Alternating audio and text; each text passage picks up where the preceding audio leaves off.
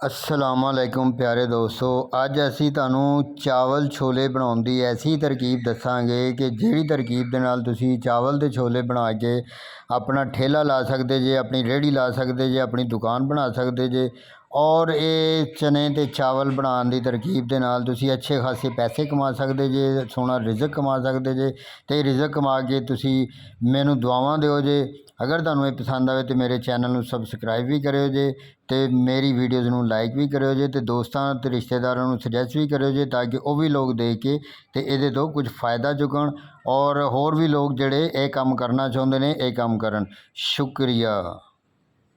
हमने लिए आधा किलो और इनको आधा चम्मच सोडे की लगाकर हमने रख दिए पूरी रात के लिए। तो अब हम थोड़ी इसका हम पकाने का प्रोसेस शुरू करेंगे। ਅਸੀਂ ਇਹ ਸਾਰੀ ਰਾਤ ਚਨਿਆਂ ਨੂੰ ਭਿਉਂ ਕੇ ਰੱਖਿਆ ਸੀ ਤੇ ਹੁਣ ਅਸੀਂ ਇਹਨਾਂ ਨੂੰ ਧੋ ਕੇ ਇਹਦਾ ਥੋੜਾ ਥੋੜਾ ਬਾਹਰ ਕੱਢ ਦਿੱਤਾ। ਇਹ ਚਨੇ ਨੇ ਅੱਧਾ ਕਿਲੋ ਤੇ ਇਹਨਾਂ ਦਾ ਪਾਣੀ ਦੇਖ ਲਓ, ਇਹ 2 ਉਂਗਲਾਂ ਉੱਤੇ ਪਾਣੀ ਹੋਣਾ ਚਾਹੀਦਾ। ਤੇ ਇਹਦੇ 'ਚ ਅਸੀਂ 2 ਆਲੂ ਜਿਹੜੇ ਨੇ ਇਹ ਵਿੱਚ ਪਾ ਦੇਣਾ, ਕਿਉਂਕਿ ਇਹ ਕਾਰੋਬਾਰੀ ਰਾਤ ਵਾਸਤੇ ਤੇ ਕਾਰੋਬਾਰੀ ਤਰੀਕਾ ਇਸ ਕਰਕੇ ਅਸੀਂ ਇਹਦੇ 'ਚ 2 ਆਲੂ ਪਾ ਦੇਣੇ। ਇਹ ਦੇਖੋ ਥੱਲੇ ਚੁੱਲ੍ਹਾ ਬਲ ਰਿਹਾ।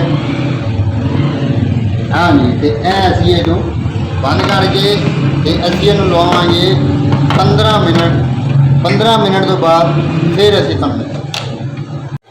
लो जी। यह चावल असी 1.5 किलो चावल लेने तो अद्धा किलो चने ने ये, ठीक है ना। यह चावलों असी करीब 1 घंटा पहले पानी के भ्यों दिता तो जूँ ही ये तैयार हो जाएंगे 1 घंटे बाद ऐसी होनी भ्योए तो इन्हों असी 2-3 पानी बाद ही धो लवेंगे तो फिर ये साढ़े चावल जोड़े ने ये पकने वास्ते तैयार हो जाएंगे तो इन्हों भिज लेंगे। फिर मिल हूँ असी सब तो पहले ये घ्यो पावे। असी अपना चावलों का तुड़का तैयार कर लीए। है लो जी, तकरीबन जोड़ा ना 1.5 किलो के असी 3 कुछ टांका घ्यो जोड़ा ना वो पाना, ज़्यादा घ्यो नहीं पाना। असी ये घ्यो पा दिता तो घ्यो जूँ ही गर्म होंगे असी फिर मिलते तो असी ये कटिया हुआ प्याज जोड़ा पावे तो इनू ब्राउन करांगे चंगी तरह, क्योंकि ये असी बेचण वास्ते बनाने ने, खाने वास्ते नहीं बनाने। ये हल्की जे ब्राउन होंगे चंगी तरह तो फिर असी मिलते। चलो जी, हम साढ़े प्याज जो बिल्कुल ब्राउन हो गया। ज़्यादा थोड़ा जहा ब्राउन करना क्योंकि अभी कमर्शियल रेसिपी आएगा ये असी हूँ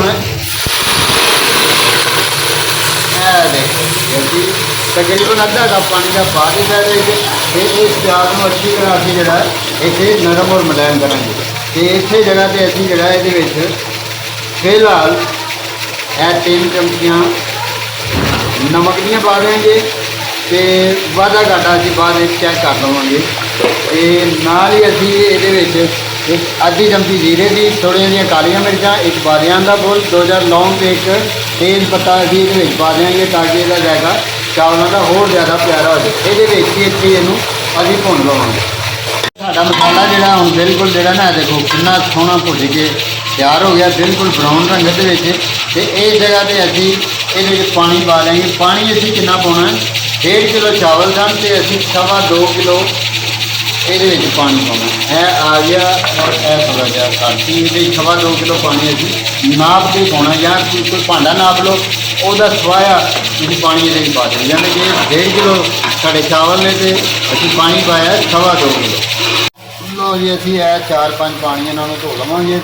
चौल भिजे साढ़ा 1 घंटा हो गया। यह देखो माशाल्लाह कितने प्यारे तो सोहने चावल धुप के बिल्कुल साफ सुथरे हो गए। हूँ असी इन्हूं जो ही पानी उबाले पैंदा तो असी इन्हों पतीले के पाऊँ। यह देखो जी, हूँ साडा पानी जो बिल्कुल रिझ के तैयार हो गया। तो यह जोड़े साढ़े चावल ने 1.5 किलो असी यह चावल ये पा दें। बिस्मिल्लाहिर्रहमान।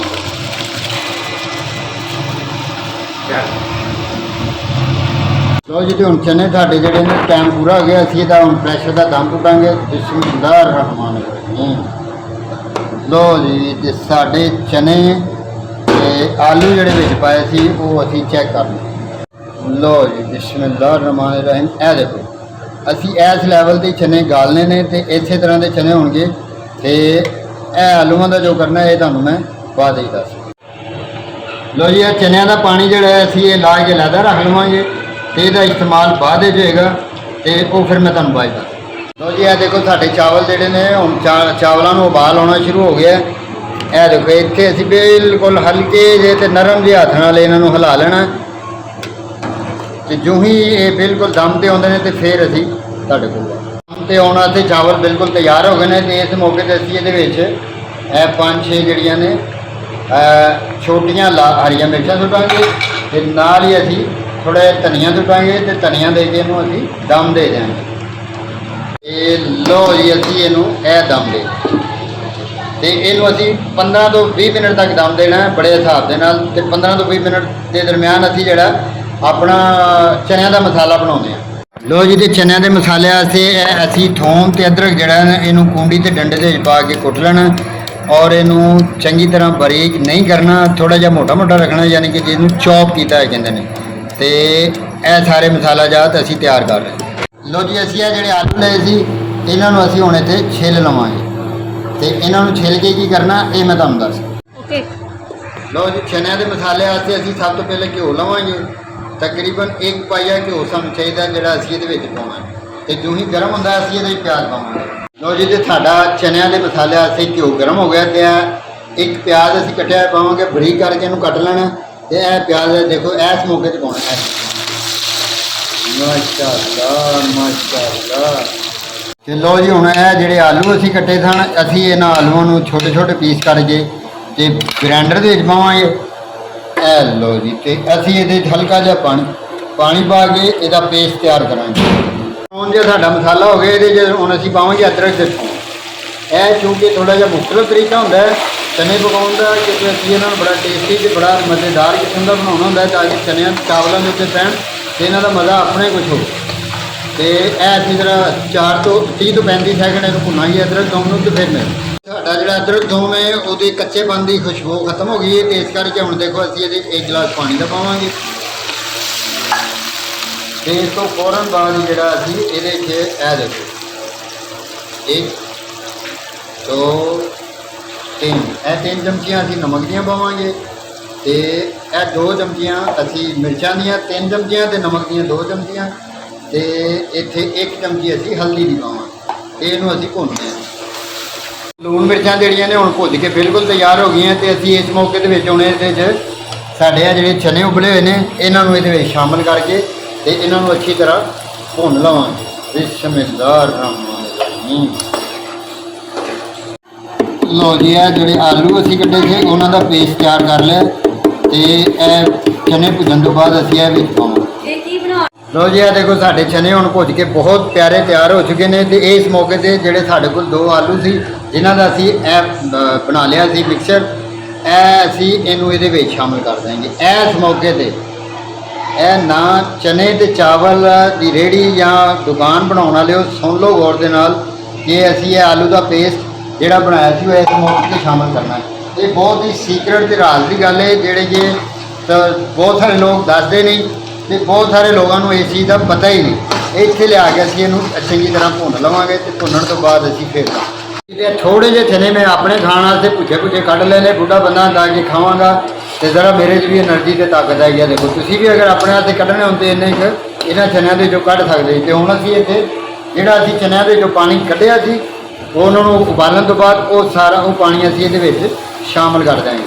ਅਸੀਂ ਤੇ ਜ਼ਰੂਰਤ ਕਰਨਾ ਹੈ ਜਿੰਨੇ ਕਿ ਤੁਹਾਡੇ ਚਾਵਲ ਹੋਣ ਜਿੰਨੇ ਕਿ ਤੁਹਾਡੇ ਚਨੇ ਹੋਣ। ਇਹ ਦੇਖੋ ਚੁੱਕੇ ਅਸੀਂ ਤੇ ਘਰ ਖਾਣੇ ਨੇ, ਪ੍ਰਾਹੁਣੇ ਵੀ ਆਏ ਹੋਏ ਨੇ ਤੇ ਪ੍ਰਾਹੁਣਿਆਂ ਦਾ ਵੀ ਗੁਜ਼ਾਰਾ ਹੋ ਜਾਏਗਾ ਤੇ ਸਾਡਾ ਵੀ ਹੋ ਜਾਏਗਾ। ਇਸ ਕਰਕੇ ਮੈਂ ਪਾਣੀ ਬਿਲਕੁਲ ਹਿਸਾਬ ਦਾ ਪਾਇਆ ਤੇ ਤੁਸੀਂ ਆਪਣੀ ਮਰਜ਼ੀ ਦੇ ਨਾਲ ਜਿਸ ਤਰ੍ਹਾਂ ਤੁਹਾਡੇ ਗਾਹਕ ਹੋਣ ਉਸ ਹਿਸਾਬ ਦੇ ਨਾਲ ਤੁਸੀਂ ਆਪਣੀ ਮਰਜ਼ੀ ਨਾਲ ਪਾਣੀ ਪਾ ਸਕਦੇ ਹੋ। ਲੋ ਜੀ, ਇਹ ਅਸੀਂ ਰੱਖ ਦਿੱਤੇ ਤੇ ਹੁਣ ਅਸੀਂ ਆਪਣੇ ਚਾਵਲ ਨਾਲ ਪਏ ਨੇ ਚੈੱਕ ਕਰ ਲੈਂਦੇ ਹਾਂ ਵੀ ਉਹਨਾਂ ਦੀ ਕੀ ਸਿਚੁਏਸ਼ਨ। माशाल्लाह सुबहान अल्लाह। ये देखें जी कलियों की तरह खिले हुए चावल हमारे और बिल्कुल ये पक कर तैयार हो चुके हैं। तो जैसे ही हमारा ये चनों का सालन तैयार होता है तो फिर मिलते हैं दोबारा। लो जी, ਇਹ ਸਾਡੇ ਚਾਵਲ ਜਿਹੜੇ ਨੇ ਪੱਕ ਕੇ ਤਿਆਰ ਹੋ ਗਏ ਨੇ ਤੇ ਅਸੀਂ ਹੁਣ ਜਿਹੜੇ ਇਹਨਾਂ ਨੂੰ ਪਲਟਾਂਗੇ ਬਿਲਕੁਲ ਢਾਬਾ ਸਟਾਈਲ ਦੇ ਵਿੱਚ। ਲੋ ਜੀ, ਬਿਸਮਿल्लाह रहमान रहीम। ਇਹ ਅਸੀਂ ਪਲਟਣ ਲੱਗੇ ਜੇ। अल्लाह अकबर अल्लाह अकबर। बिस्मिल्लाह रहमान रहीम। चलो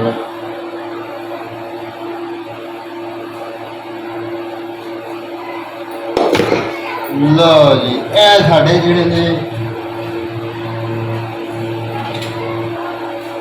बेहतरीन किस्म के ਜਿਹੜੇ चावल तैयार हो गए जी। ਸਾਡਾ ਇਹ ਚਨਿਆਂ ਦਾ ਸ਼ੋਰਬਾ ਵੀ ਬਿਲਕੁਲ ਪੱਕ ਕੇ ਤਿਆਰ ਹੋ ਗਿਆ। ਦੇਖੋ ਕਿੰਨੀ ਪਿਆਰੀ ਰੰਗਤ ਤੇ ਕਿੰਨੀ ਪਿਆਰੀ ਖੁਸ਼ਬੂ ਆ ਰਹੀ ਹੈ। ਇੱਥੇ ਅਸੀਂ ਇਹਦੇ ਵਿੱਚ ਖੁਸ਼ਬੂ ਵਾਸਤੇ ਤੇ ਜ਼ਰਾ ਪਿਆਰ ਵਾਸਤੇ ਧਨੀਆ ਸ਼ਾਮਲ ਕਰ ਦਾਂਗੇ।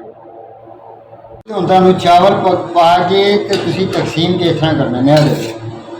ਇਹ 150 ਰੁਪਏ ਦਾ ਪਿਆਲਾ ਹੈ ਤੇ ਹਾਫ ਪਿਆਲਾ 80 ਰੁਪਏ ਦਾ। ਐਸੇ ਤਰ੍ਹਾਂ ਤੁਸੀਂ ਇਸੇ ਤਰਤੀਬ ਦੇ ਨਾਲ ਇਹਨੂੰ ਸੇਲ ਕਰਨਾ। ਇਹ ਸਾਡੇ ਕੋਲ ਚਨੇ ਆ ਗਏ। ਬਿਸਮਿल्लाह रहमान रहीम। ਇਹ ਤੁਸੀਂ ਚਨੇ ਪਾ ਦਿੱਤੇ ਨੇ ਉੱਤੇ। ਬਿਸਮਿल्लाह। ਇਹ ਤੁਹਾਡਾ ਸਟਾਈਲ ਹੋਣਾ ਹੈ ਚਾਵਲ ਤੇ ਚਨਿਆਂ ਦਾ।